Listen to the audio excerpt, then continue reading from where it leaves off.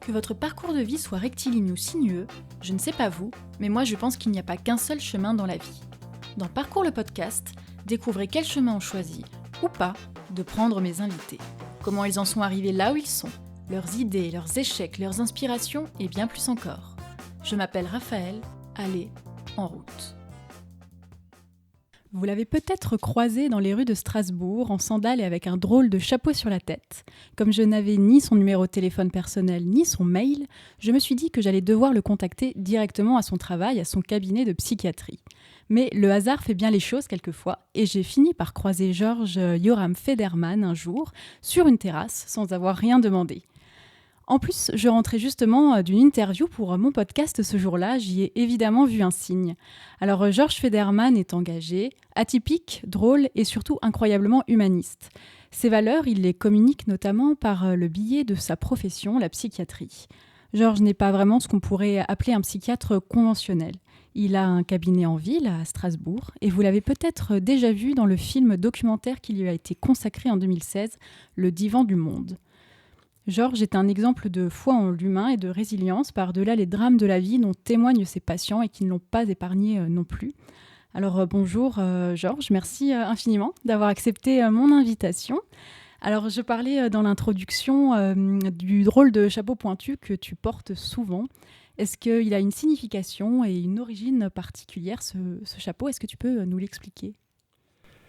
Alors, ça pourrait être un préservatif géant. On aurait fait un tour de la question. C'est souvent perçu comme un entonnoir.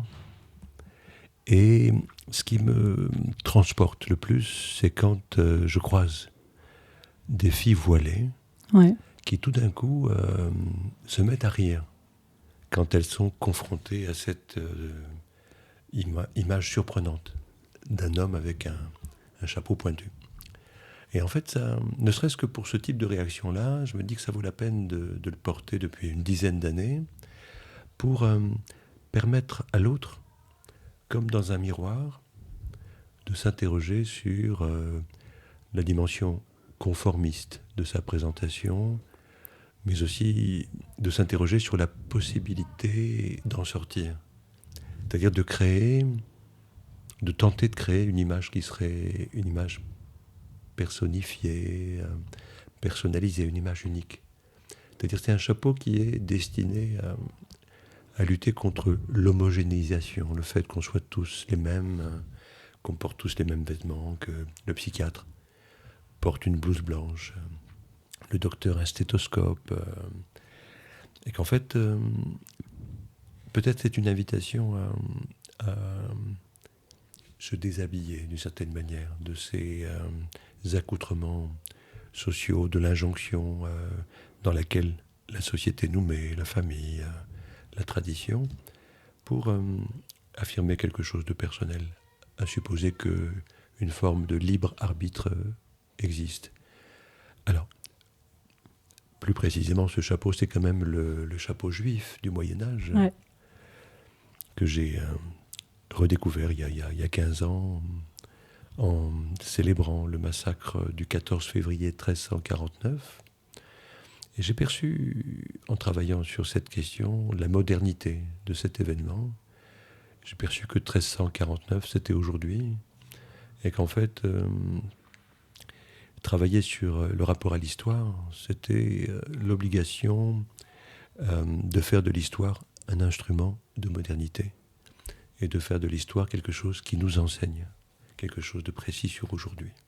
Donc le chapeau juif, c'est qui sont les juifs d'aujourd'hui, qui sont les boucs émissaires, comment sont les mécanismes de stigmatisation, et est-ce qu'on a retenu quelque chose de l'installation et de la montée du nazisme, et est-ce qu'on a retenu quelque chose de la Shoah? En quoi la Shoah, en quoi Auschwitz sont-ils des instruments anthropologiques de modernité?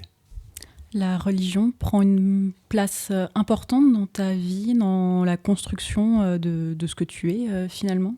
Oui, bien sûr, beaucoup, sachant que je suis un converti. Ouais. On m'a assigné comme juif quand je suis né. Alors, mes parents avaient tellement peur que j'échappe à la judéité qu'ils m'ont circoncis à 8 jours. Ah oui. Donc, c'est la certitude peut-être, ou la relative garantie qu'on va rester dans la communauté.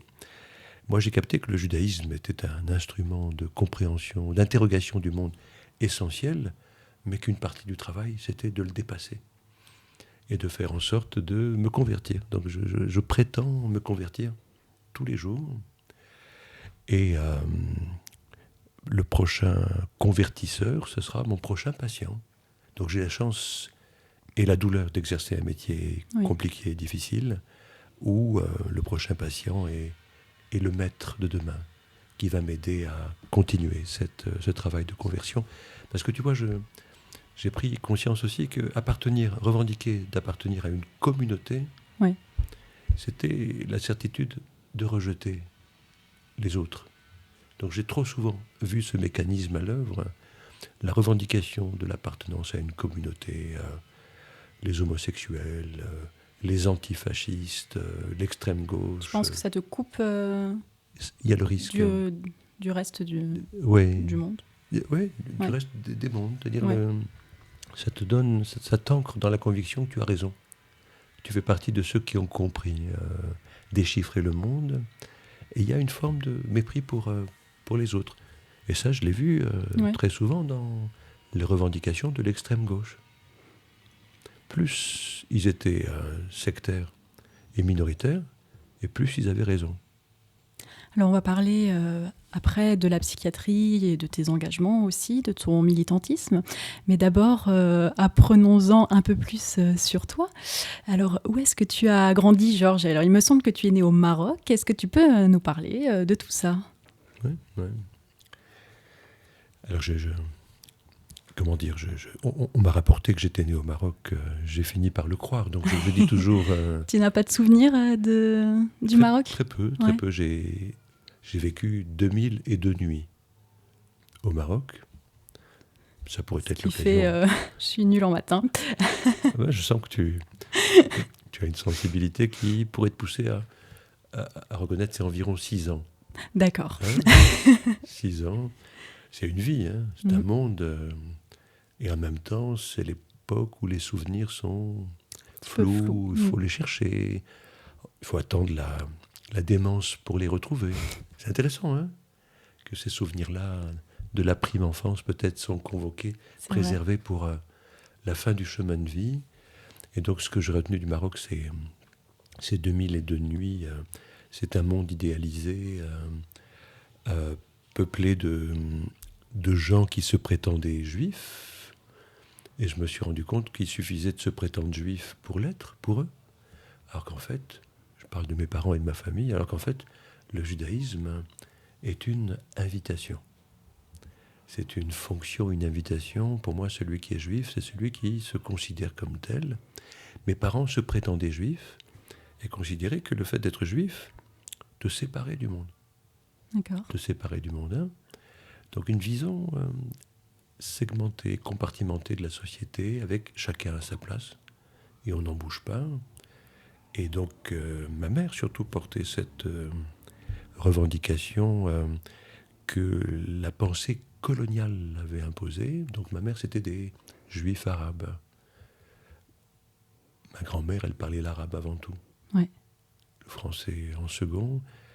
Et cette tradition, cette culture a été effacée. Quand ils se sont confrontés au monde français, ils ont eu honte de ces racines. Ils ont effacé l'arabe pour se blanchir, un petit peu comme Michael Jackson, à sa manière. Et donc, dans ce que j'ai retenu du Maroc, c'était des juifs d'un côté, et des juifs qui étaient juifs juste par le signifiant. Parce qu'on avait posé l'étiquette juif sur eux, mais ils n'avaient pas besoin de démontrer en quoi ils étaient juifs, ils l'étaient par assignation. Un petit peu comme Sartre, qui dit que le juif, il est désigné par l'autre. Eux, ils s'étaient désignés eux-mêmes, mais sans avoir à définir en quoi le judaïsme est quelque chose de vivant, d'évolutif. Et donc ma mère, elle m'a enseigné l'hospitalité, la générosité et en même temps la compartimentation de la société, avec les Français au sommet, à la tête. Les Français, c'est ceux qui étaient les colons, ceux qui avaient le pouvoir et la langue aussi, et la culture, les Juifs en second, à leur place dans le ghetto, dans le Mellah, au Maroc. Et alors pour se venger de cette hiérarchie, les Arabes en dessous, et de manière vraiment infra-humaine, les Noirs, qui n'étaient pas des hommes, qui étaient du registre des animaux. J'ai perçu un truc comme ça. C'est peut-être un fantasme, hein. Je ne serais pas étonné que ce soit quelque chose qui était intégré par la communauté des Juifs populaires, des classes moyennes et pas très favorisées au niveau économique, hein. D'accord. Ce qui est un enseignement sur les classes d'aujourd'hui. Et donc, en fait, le Maroc, c'est ça. C'est le Maroc, s'il fallait que je donne une image, c'est les Gnawa. C'est les Gnawa, tu sais, c'est les musiciens blacks en général, descendants d'esclaves, qui sont dans des processus de danse chamanique, qui au son des castagnettes en métal entrent en transe et procèdent à des rites de guérison par la musique lancinante. Et ces Gnawa, en fait, mendiaient au Maroc quand j'étais petit, et ma famille se foutait de leur gueule, parce que c'était des mendiants et qu'on leur jetait des dirhams, et que c'était honteux de mendier. Et je me suis rendu compte que c'était des princes qui étaient masqués sous la pauvreté, et que c'était les princes de la transe, et qu'ils étaient le lien entre la terre, l'ancrage dans la terre, et le spirituel. Et j'ai compris qu'il s'agissait de chercher sous les oripeaux du miséreux le prince. Et c'est ce que je me suis mis, je crois, à faire dans mon travail. Oui, ça rejoint ta pratique aujourd'hui. Oui. Alors pourquoi vous êtes venu en France en 1963, je crois. Je ne savais pas, mais tu as été champion de France cadet de basketball aussi avec ton frère. Est-ce que ça a un lien? Non, c'est plus tard. Donc la France, c'est lié, à mon avis, à l'idéologie qu'on a inscrite dans l'esprit des Juifs pauvres du Maghreb. On les a convaincus qu'ils étaient en danger avec les Arabes. À mon avis, à cause des conflits israélo-palestiniens, avec notamment la crise ou la guerre de Suez en 56, et puis ensuite la guerre des 6 jours en 67 ou en 68. À cette époque, on commence aussi à parler de la Shoah, l'Holocauste. Donc Lanzmann va développer son film Shoah dans les années 70. C'est des moments historiques de transformation où Israël prétend représenter les Juifs du monde, ce qui à mon avis est faux. Un moment où la honte liée à la Shoah commence à se départir et on commence à témoigner de l'impensable. Et Israël va beaucoup récupérer ce matos pour justifier de sa posture, pour moi, colonialiste, d'occupation des territoires palestiniens de manière indue, de mon point de vue. Et mes parents, 62-63, ils sont convaincus que les Arabes vont être une menace pour nous, alors qu'à mon avis, on n'a jamais été autant en paix en tant que Juifs qu'au Maghreb. Et puis ils vont aller en France. D'autres sont allés en Angleterre, d'autres au Canada, d'autres en Suède. On vient en France pour des raisons idéologiques et économiques. Et donc mes parents, mon père était un employé de commerce. D'accord. Il travaillait dans les meubles pour des patrons toujours. Et c'est ce qu'il a fait quand il est arrivé en France. On est allé à Paris. Okay. On a vécu dans un quartier juif, rue de l'Ancry, dans le 10e arrondissement. Je me suis rendu compte longtemps après, c'était un quartier où il y avait des théâtres yiddish dans l'entre-deux-guerres. Mais ils avaient disparu quand je suis arrivé. Donc j'ai pris conscience de ça qu'après, tardivement. C'est près du canal Saint-Martin.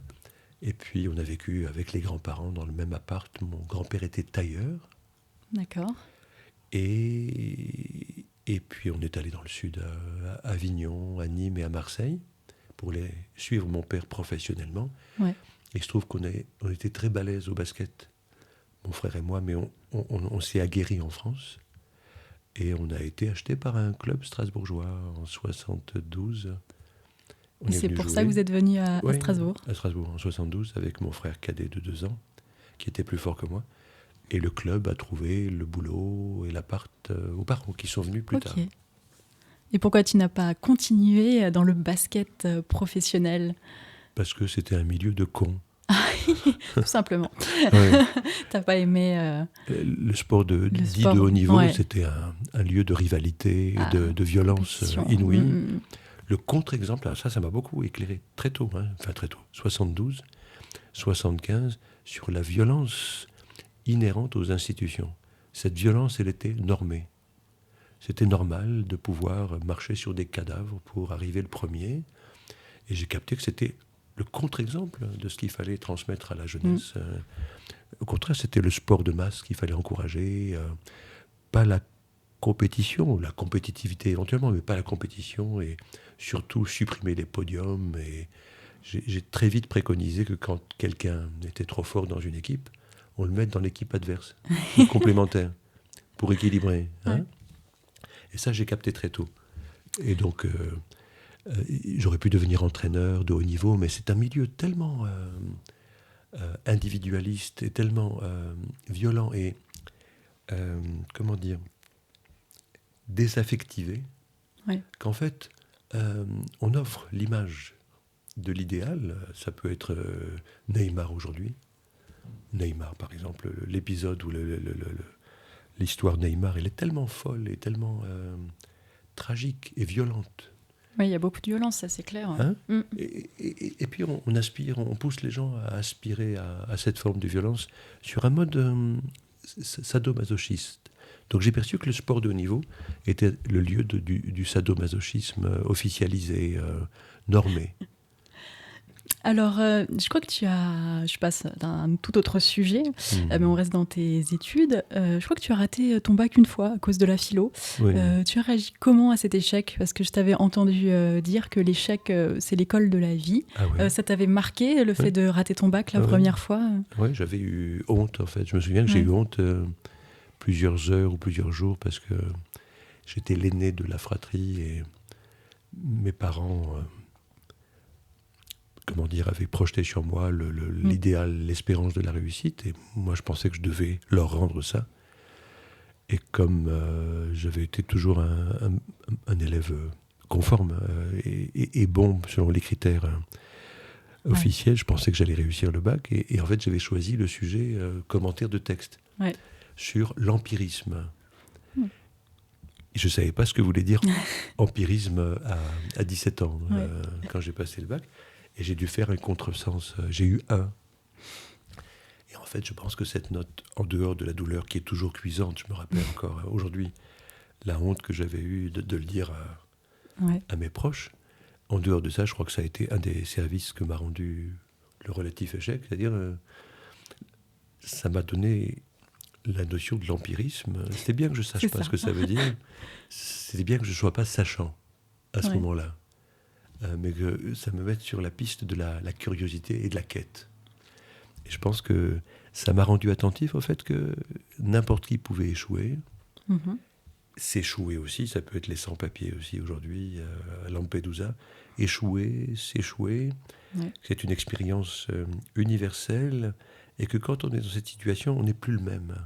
Et que ça peut être intéressant que des gens nous tendent la main pour nous confirmer que la vie n'est pas terminée, qu'on n'a pas besoin de se suicider à ce moment-là, que l'idéal, il n'est pas de ce côté-là, pas du côté de l'échec ou de la réussite, mais du côté du mouvement de la promesse.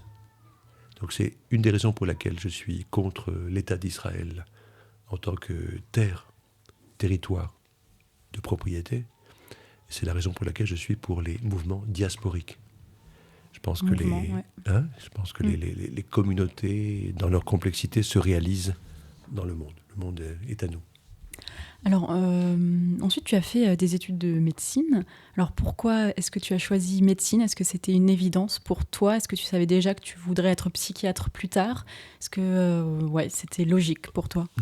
Non. J'ai fait médecine pour pas rentrer dans la vie active. Ouais. C'est pas les études les plus faciles non plus. Eh ben oui, en fait, il faut être con. Il y a beaucoup de cons, en fait, sur cette terre. Alors, ce que j'ai expérimenté, c'est que c'est les plus cons qui passent en 2e année. Ça t'a plu, la médecine? Comment tu les as vécues, ces années d'études là-bas? Ah putain, non, ça m'a pas plu. J'ai réussi à trouver, si tu veux, des compensations Ouais. dans ce que moi j'ai apporté à l'institution. J'ai toujours fait le contraire de ce que les profs préconisaient.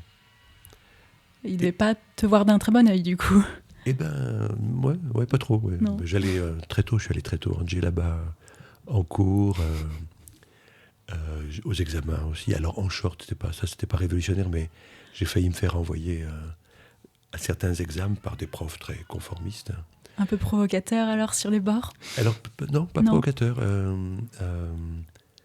résilient et médecin.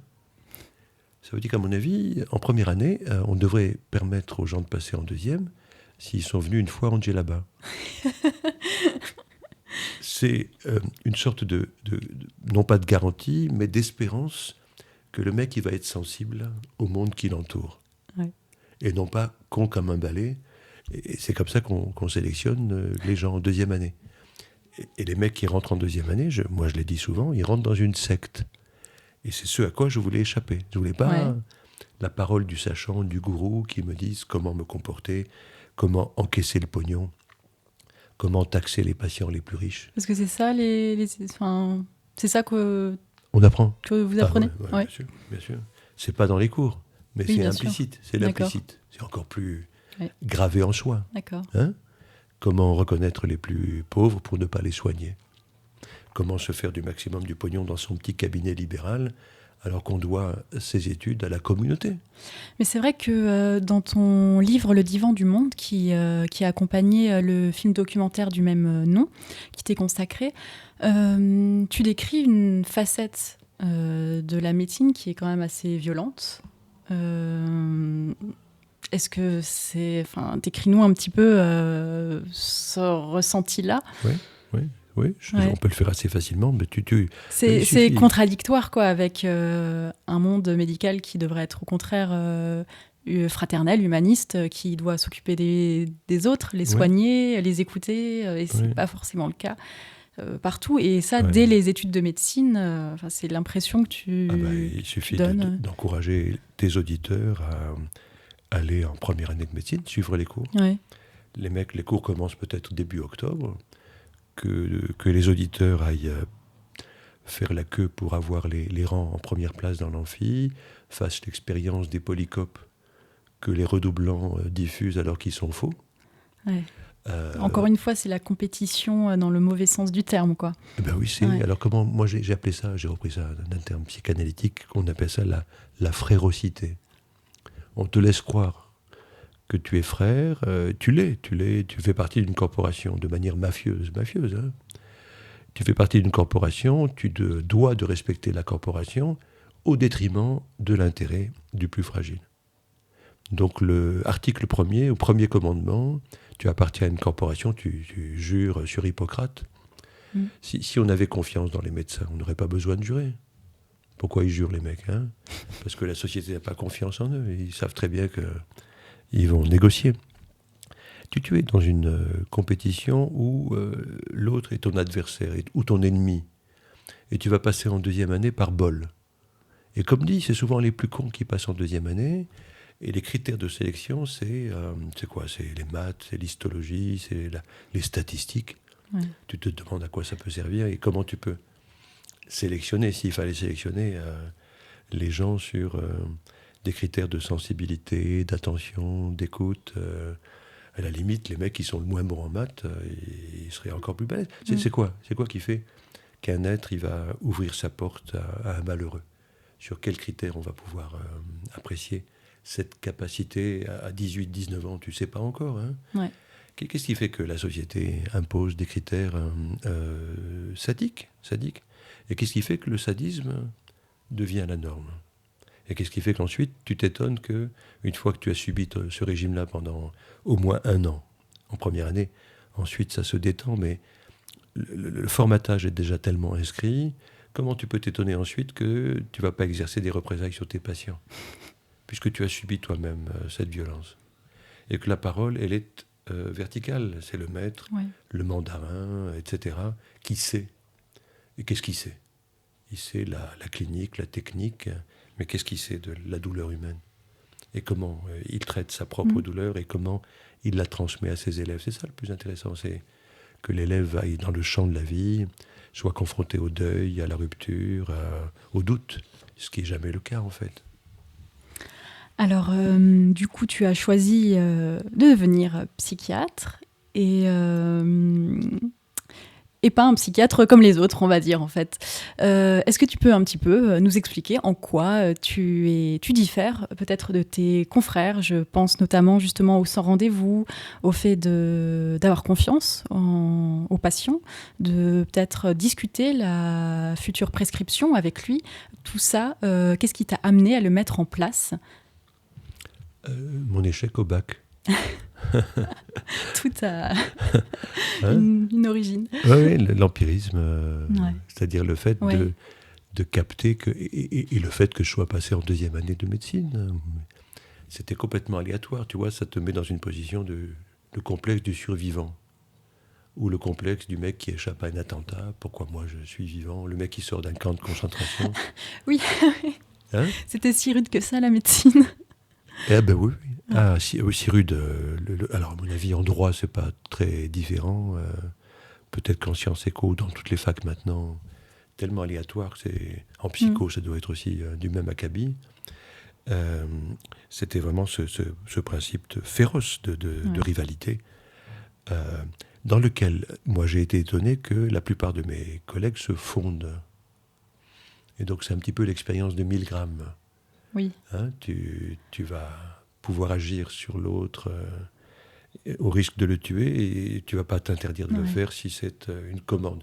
C'est Eichmann, le procès d'Eichmann à Jérusalem en 61. C'est ça, tu réponds à une commande, à une injonction. À partir du moment où c'est l'institution qui te passe la commande, ça justifie tous les actes. Et ça justifie que tu participes aux horreurs que l'institution va générer. Et j'ai capté en fait que la faculté, elle était prête à passer sur des cadavres et surtout à ne pas être à l'écoute de la subjectivité. Je me suis rendu compte que les patients, c'était les maîtres. Mm-hmm. Chaque patient, c'était un Sherazade en puissance. Alors, c'est vrai que tu es un des seuls à proposer d'être sans rendez-vous, en fait. Oui. Parce que quand tu as commencé en cabinet libéral à Strasbourg, donc en 1987, il me semble, tu avais comme patient beaucoup de toxicomanes et que tu t'es rendu compte qu'en fait, il fallait pouvoir s'adapter à leurs horaires, que leur fixer un rendez-vous, ça ne servait pas à grand-chose.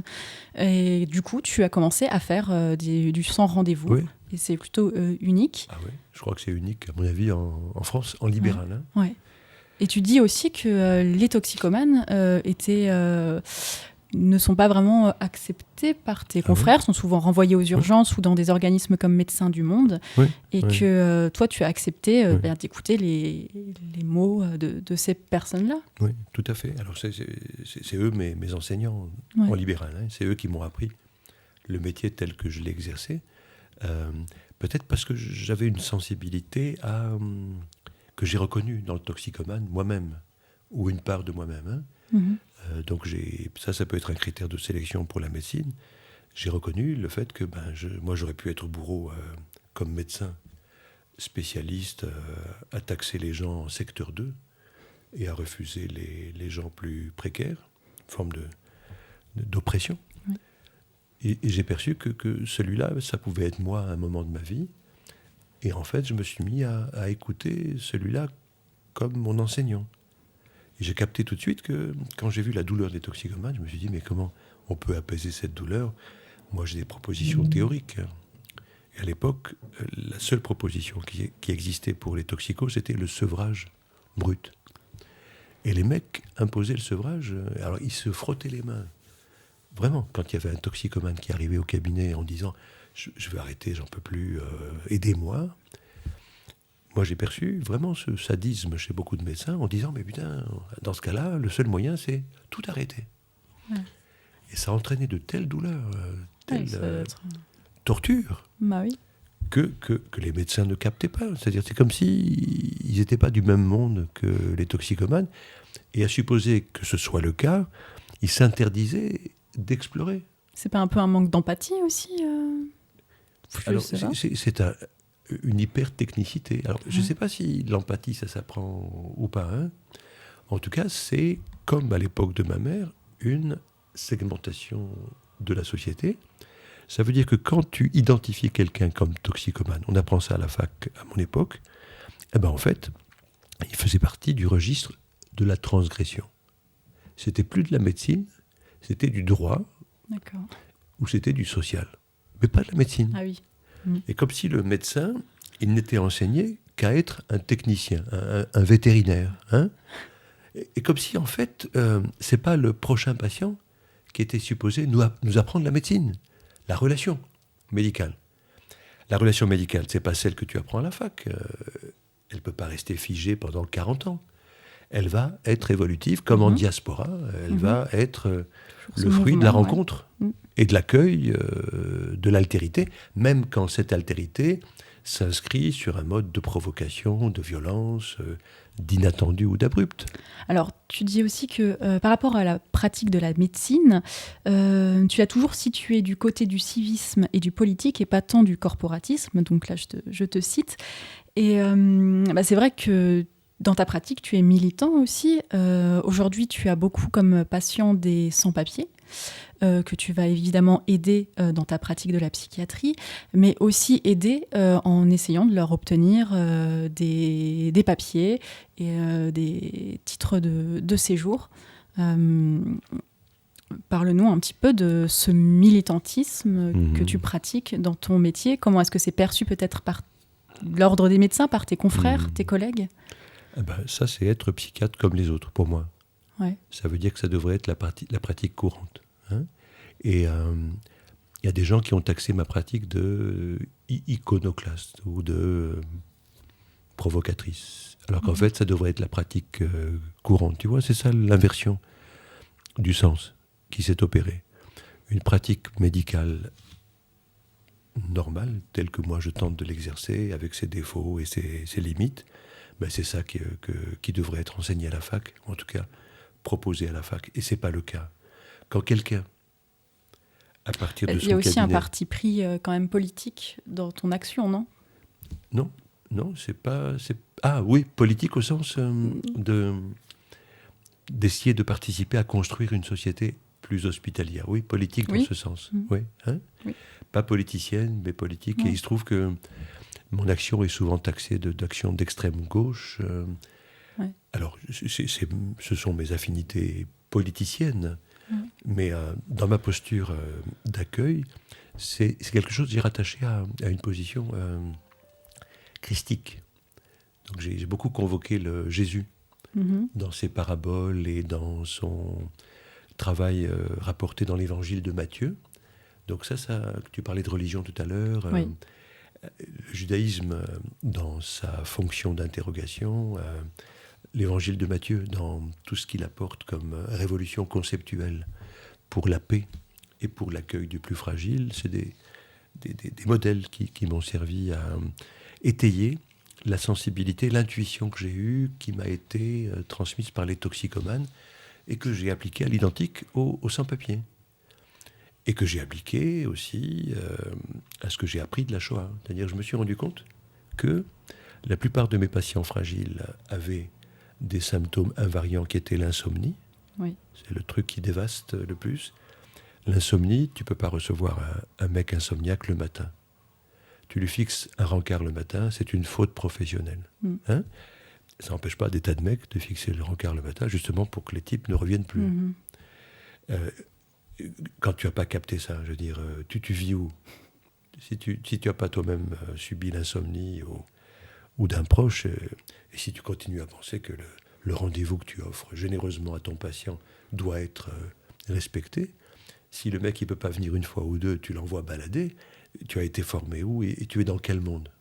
C'est complètement surréaliste d'être dans cette posture. Les toxicomanes, ils m'ont appris que leur vécu, il est très semblable à celui des sans-papiers et très proche de celui qui nous a été transmis par les rescapés de la Shoah.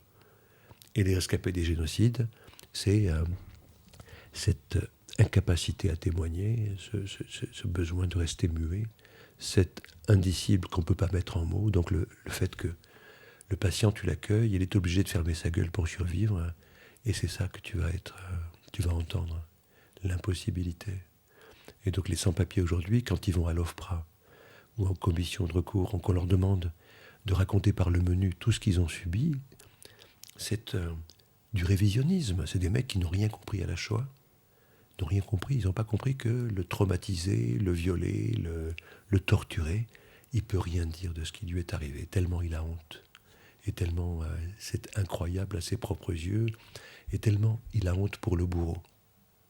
Et que tu dois l'accueillir parce que tu sais d'où il vient.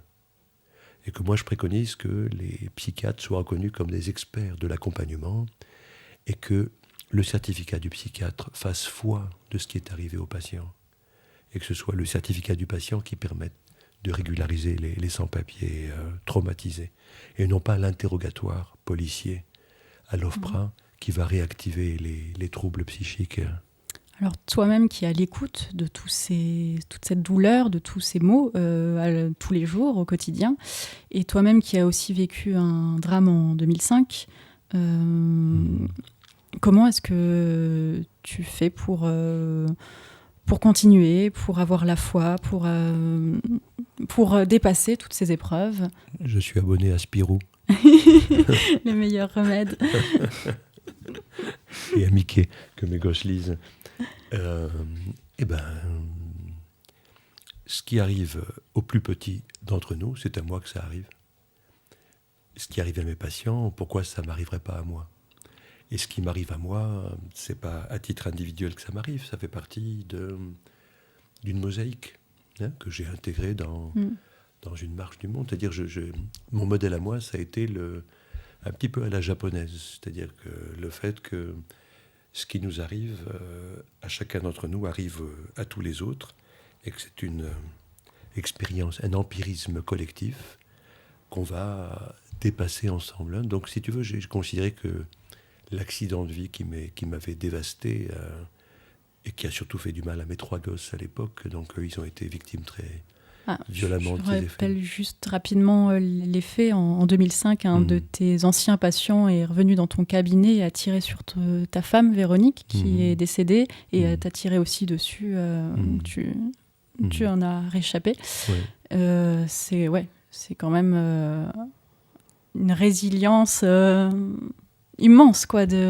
Oui, mais comme c'est le cas tous les jours pour la plupart de mes patients. Ça ne veut pas dire qu'il faut faire cette expérience pour comprendre, mais comme elle a eu lieu, il s'agit de l'intégrer dans la marche générale du monde. C'est comme ça que j'ai compris les choses, et c'est comme ça aussi que, au-delà de la douleur qui a duré très très longtemps, pendant de longues années, ce sentiment d'inutilité, ce sentiment de gâchis, et cette pitié pour l'agresseur, je trouvais que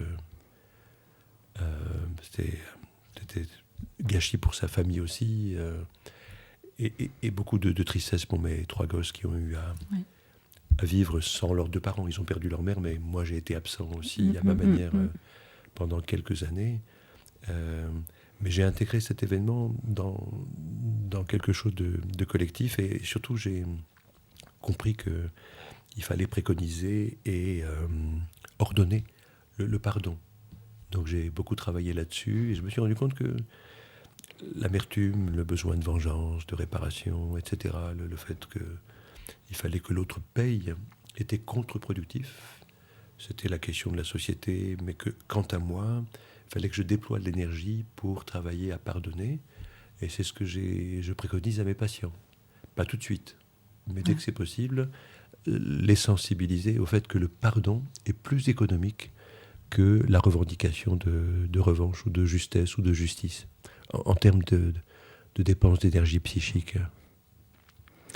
Alors, en 2012, il me semble, ou en 2016, je ne sais plus maintenant, il y a un film documentaire qui t'a été consacré, Le Divan du Monde, réalisé par Sven de Pau. Sven de Pau, 2015 ou 16, 15 ou 16 peut-être. Ouais. 2016, ouais, c'est ça. Donc, un film documentaire, je disais, qui se déroule pendant tes consultations. avec tes patients et où on a un aperçu de comment ça se passe. On se rend compte aussi que tu es, oui, quelqu'un de très drôle, d'atypique dans ta façon de faire. Enfin, après, j'ai pas vraiment côtoyé de psychiatre, donc je sais pas comment c'est d'habitude. Ils sont tous comme ça. Ouais. Je suis pas sûre. Mais comment ça s'est passé? Je suis le moins drôle de tous les Ah psychiatres. ouais. Et les Diamants du Monde, vraiment, je ne sais pas s'il est encore disponible quelque part pour le voir, quoi, mais c'est vraiment génial. Ah, il tourne. Hein. Ouais, on est vrai. invité dans pas mal de lieux. Je continue à l'accompagner. Ouais. Et alors du coup, Sven Depot, comment il t'a connu? Comment il a connu ta pratique? Il est venu te voir, tu as tout de suite accepté? Comment ça s'est passé? Ouais. Alors, il y a plein de monde qui vient au cabinet. Il y a des gens qui assistent à la consulte, des jeunes stagiaires. Le cabinet est ouvert et quand les patients acceptent, on consulte à plusieurs. D'accord. Et c'est très intéressant. Ça veut dire que je me suis rendu compte quand j'étais à l'hôpital qu'à chaque fois qu'il y avait des gens extérieurs à l'hôpital, ils amenaient la vie avec eux. Et que sa vie, c'est comme les vagues, tu vois. Cette vie, elle bouleversait, elle bousculait l'ordre établi, et qu'en fait, elle modifiait les rapports hiérarchiques au sein des services. Quand tu avais des musiciens, des clowns qui entraient dans un service, le chef de service, il n'avait plus l'autorité traditionnelle qu'on lui déléguait. Il devenait acteur, comme les autres, au même niveau. On ne savait plus qui était le patient par rapport aux soignants. Donc ça, j'ai fait l'expérience tout de suite, et je me suis rendu compte dans mon cabinet, c'est pareil.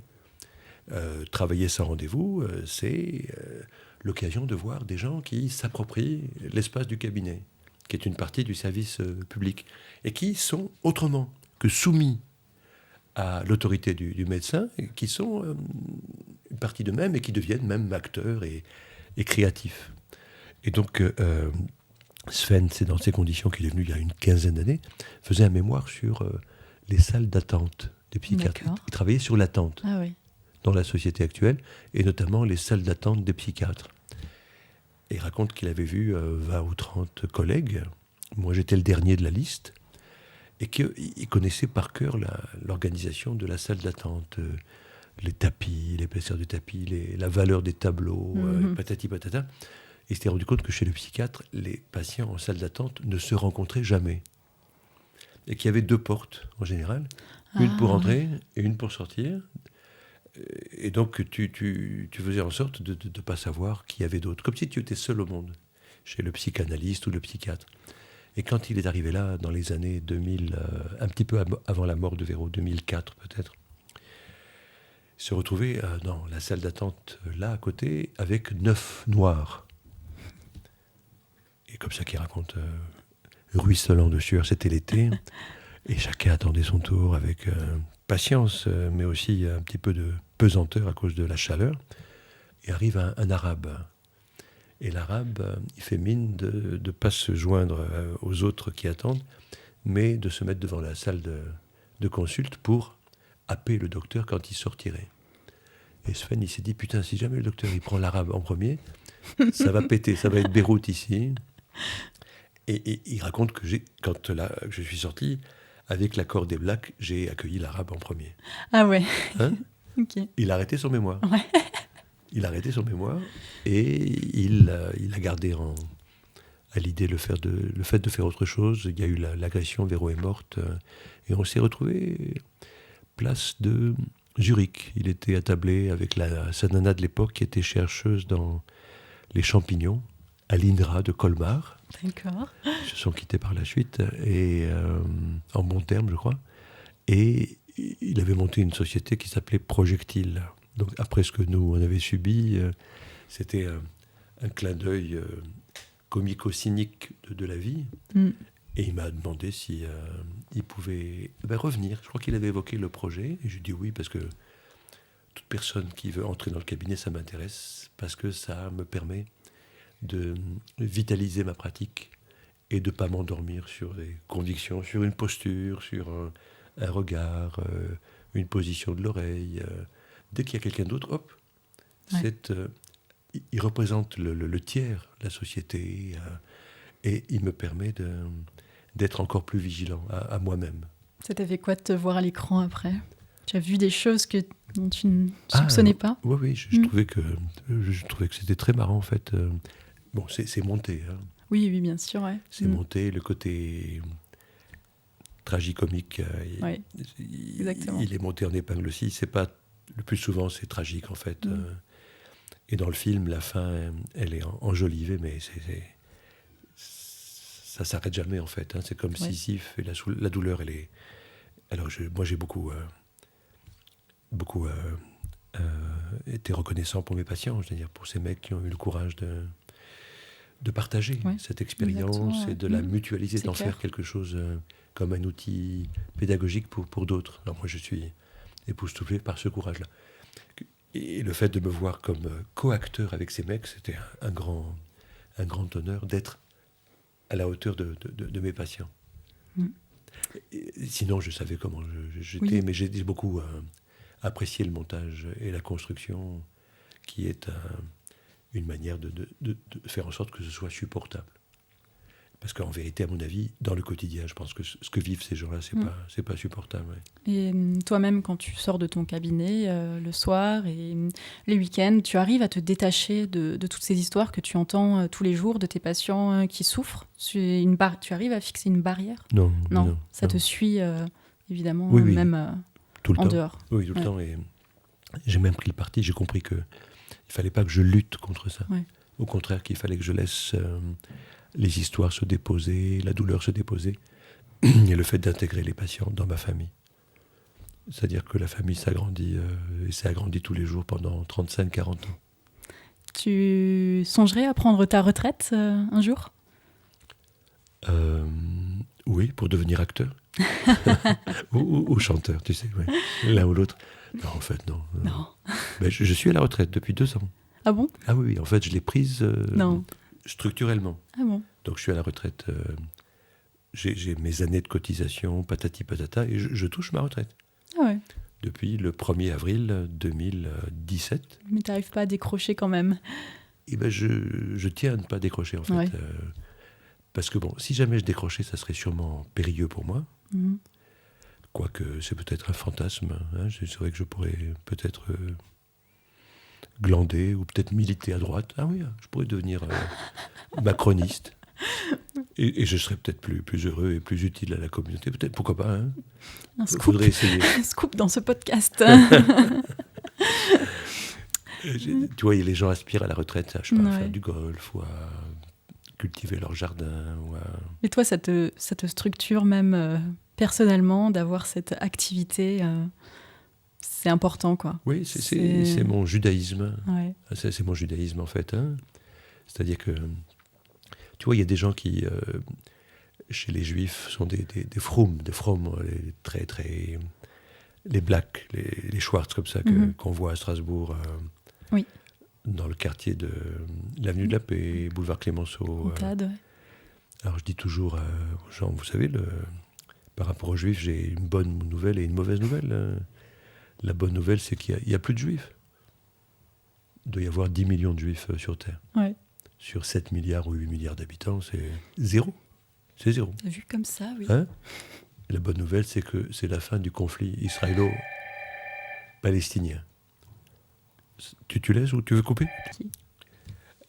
Donc, les choses sont relatives. Ça veut dire que quand à Strasbourg, on voit ces Schwartz, qui pour moi sont des ritualistes. Je ne suis pas sûr qu'ils soient espérants. Je ne suis pas sûr qu'ils espèrent intégrer l'ensemble des humains dans une posture d'hospitalité. Je ne suis pas sûr qu'ils admettent que tous les humains sont les bienvenus. Dans mon cabinet, sur Terre surtout. Ouais. Donc ma crainte, c'est que ces Schwartz-là, dont le sort et le mouvement m'intéressent, aient développé des pratiques sectaires comme les mecs en première année de médecine. Et donc, pour blaguer, je dis que il y a beaucoup de gens qui voient les juifs partout. Oui. Et je leur Finalement. dis c'est des figurants. C'est des mecs qu'on paye pour tourner dans le quartier des Comtades. Statistique oblige, tu vois, puisque Strasbourg, c'est 15 000, 10 000 juifs. Le monde, c'est 10 millions, 15 millions, c'est zéro. Donc, il faut prendre en compte cette dimension-là. Non pas aller dans le sens de ce que les nazis espéraient, éliminer la race juive, mais faire en sorte d'accompagner le mouvement des langues, des cultures, des religions, elles naissent. L'homme est né il y a 3 millions d'années, il va disparaître pour le meilleur pour la Terre. Hein. L'Anthropocène, qui est quelque chose d'inédit, une espèce qui menace la survie même de la Terre, c'est incroyable. Ouais. À un moment, il y aura sûrement plus de judaïsme, il n'y aura plus d'hommes, mais ça laissera de la place à l'effet de la vie. Et donc c'est du côté de la vie, sans doute, au service de laquelle il faut essayer de se mettre. Alors, on pourrait finir là-dessus, ce serait beau. Mais j'ai juste une dernière petite question pour toi.